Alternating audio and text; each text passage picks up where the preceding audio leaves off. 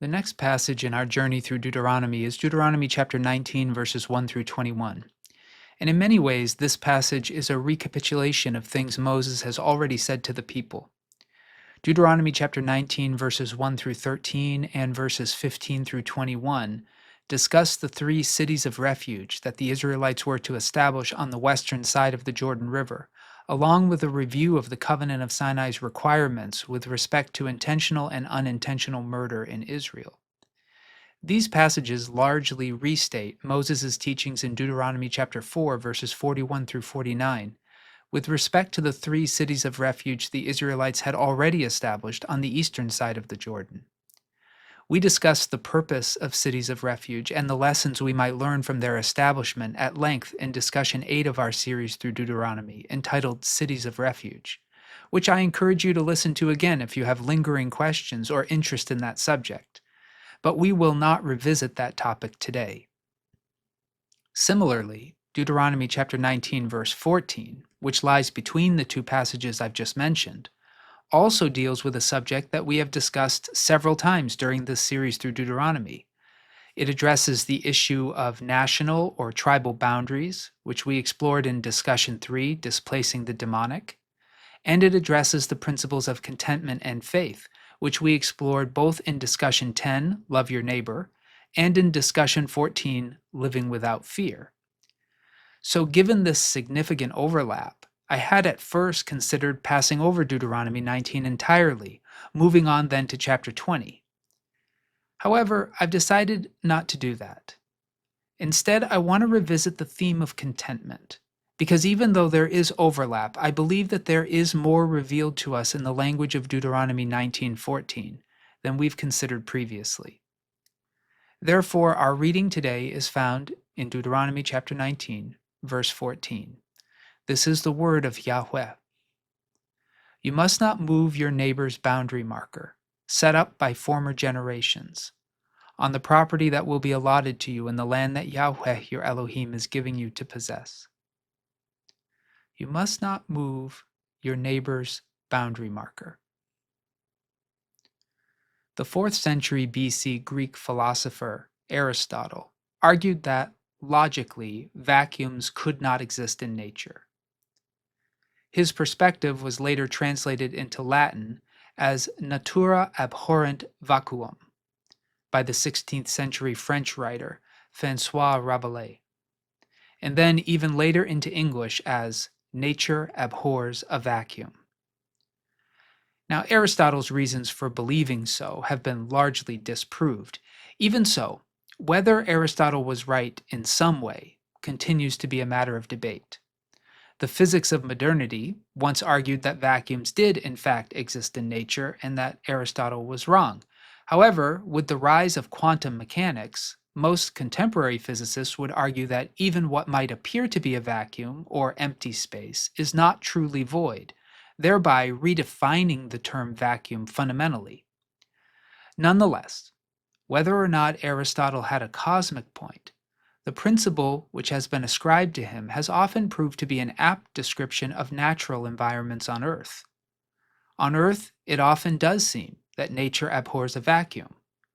No matter how devoid of life an environment on Earth may seem, scientists seem inevitably and eventually to find some form of life thriving there. Even more, in established ecosystems, no sooner is one life form lost than a host of others fill the void it has left. And this sentiment, which may possibly be true in the universe and is often true in earthly ecosystems, seems particularly true when it comes to human property claims. However nature might feel about vacuums, humanity most certainly abhors them. Whenever an area on Earth lies unclaimed, some person or group of people will be soon to claim it, sometimes multiple people or groups. This was, in fact, what had happened to the land of Canaan during the Israelites' nearly 450 years of slavery in ancient Egypt. And where I live, in the United States of America, there is no unclaimed land. According to Google AI, all land is owned by someone, either by individuals, states, or the federal government, and of course to that list we might also add corporations. However, beginning in the covenant of Sinai and extending throughout the remainder of the Christian scriptures, both First and New Testaments, God consistently warned his people about extending the borders of their properties. As we've just read, Deuteronomy 19:14 warns, "You must not move your neighbor's boundary marker, set up by former generations, on the property that will be allotted to you in the land that Yahweh your Elohim is giving you to possess." Even more, Proverbs chapter 22 verse 28 cautions us similarly, saying, "Do not remove the ancient landmark that your ancestors set up." And just a few verses later, in Proverbs chapter 23, verses 10 through 11, we find the following: "Do not remove an ancient landmark or encroach on the fields of orphans, for their Redeemer is strong. He will plead their cause against you."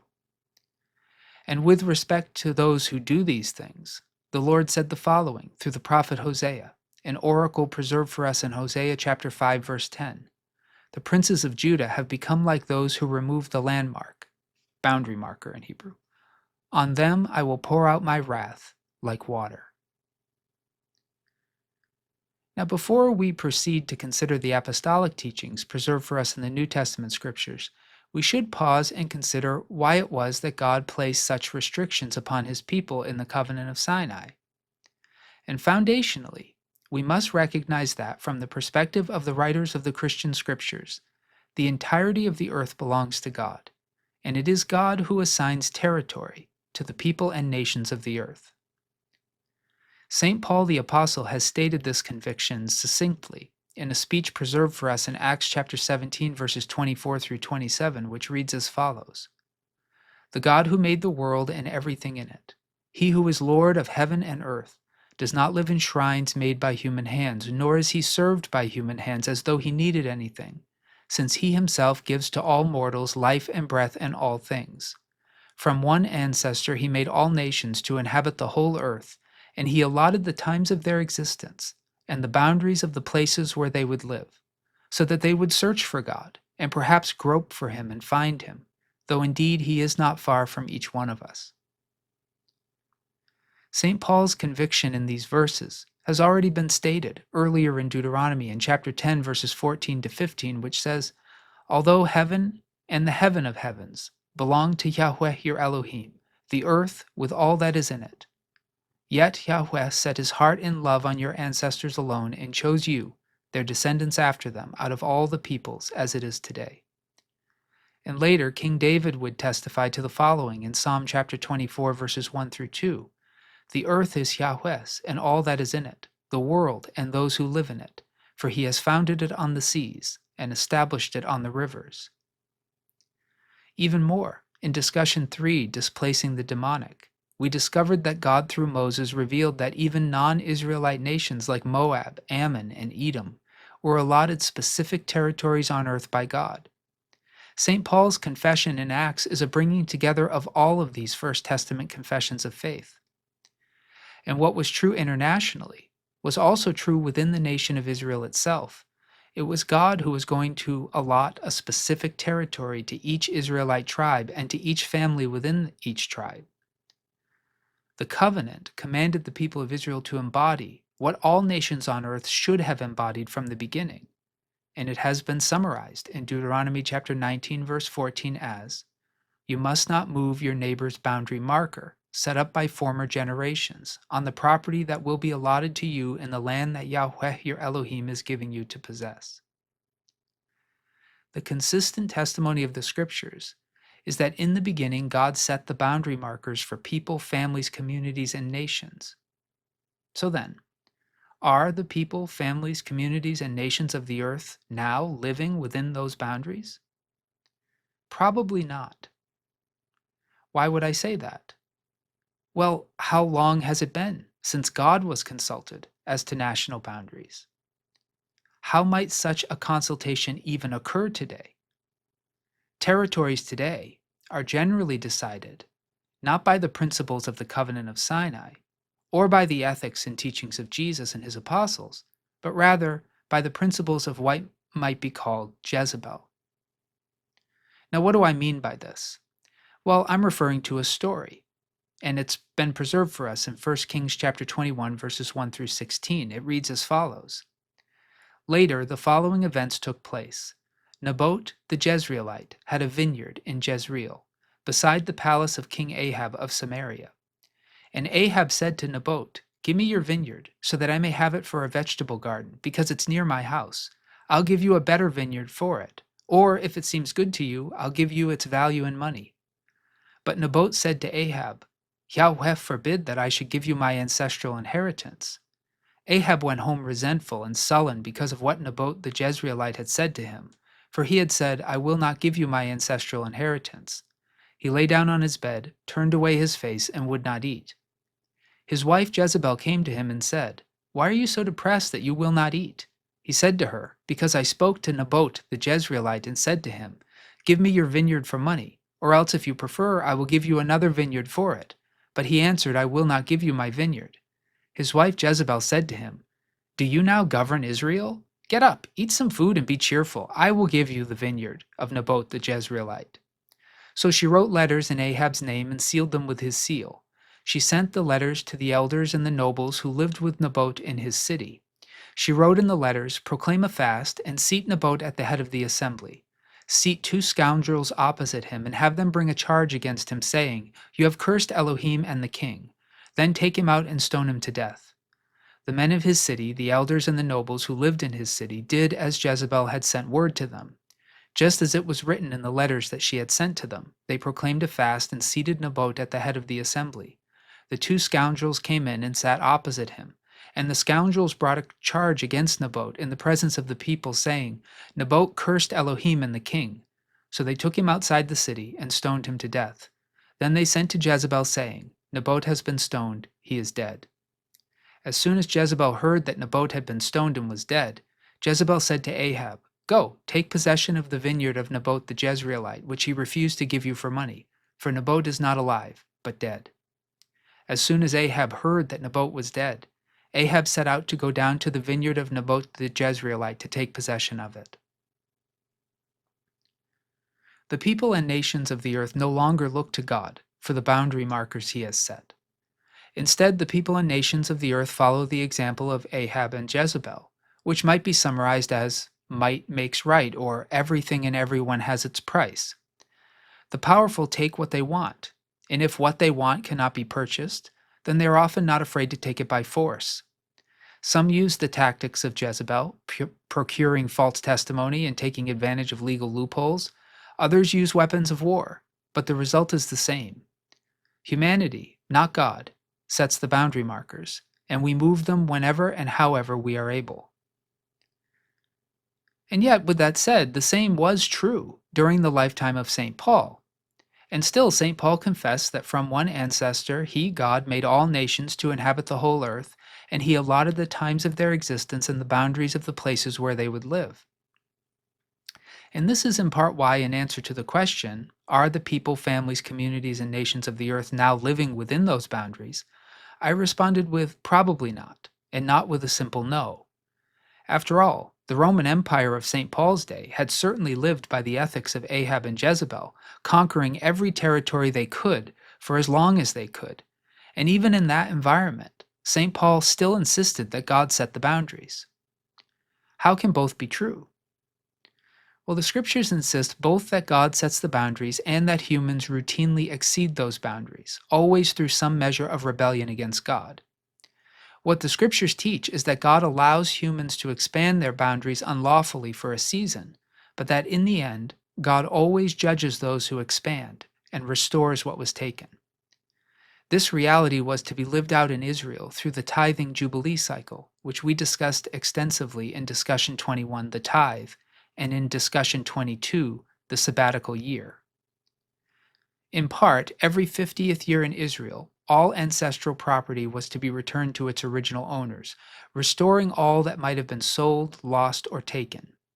And even more, when Jesus began his public ministry among us, the Gospel according to St. Luke, in chapter 4, verses 16 through 19, reminds us that Jesus quoted a prophetic oracle from Isaiah, which prophesied that the coming of the suffering servant of God would correspond to a year of Jubilee, in which good news would be brought to the poor, release would be proclaimed to captives, recovery of sight to the blind, and freedom for the oppressed. In short, Jesus indicated that he had come to restore the boundary markers of God. In the end, this is what final judgment is all about. It's about restoring the boundary markers humanity has moved: moral markers, legal markers, religious markers, financial markers, and territorial markers. And as a prefigurement of final judgment, this consequence did eventually fall on Ahab and on Jezebel when God struck them down and returned what they had taken to those from whom they had stolen.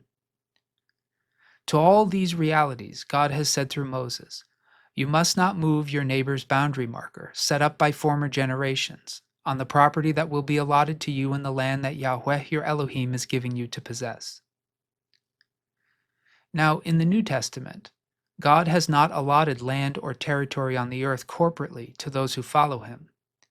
The apostles were consistent in their insistence that Christians are to consider themselves exiles and resident aliens on earth, living under the jurisdiction of Gentile nations, scattered as salt throughout the nations of the earth. And of course, as exiles and resident aliens, we may procure property according to the rules and standards of the nations under whose jurisdiction we live. However, our allotment from God is not on the earth, but in the heavens. So the principle of not moving boundary markers in the covenant of Sinai has become in the new covenant of Jesus a call to contentment with what we have, not only in terms of wealth or creature comforts, but also in terms of spiritual gifts and even of influence.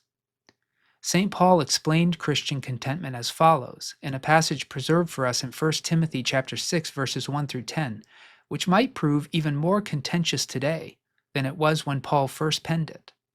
St. Paul's words are these: "Let all who are under the yoke of slavery regard their masters as worthy of all honor, so that the name of God and the teaching may not be blasphemed. Those who have believing masters must not be disrespectful to them on the ground that they are members of the church. Rather, they must serve them all the more, since those who benefit by their service are believers and beloved. Teach and urge these duties.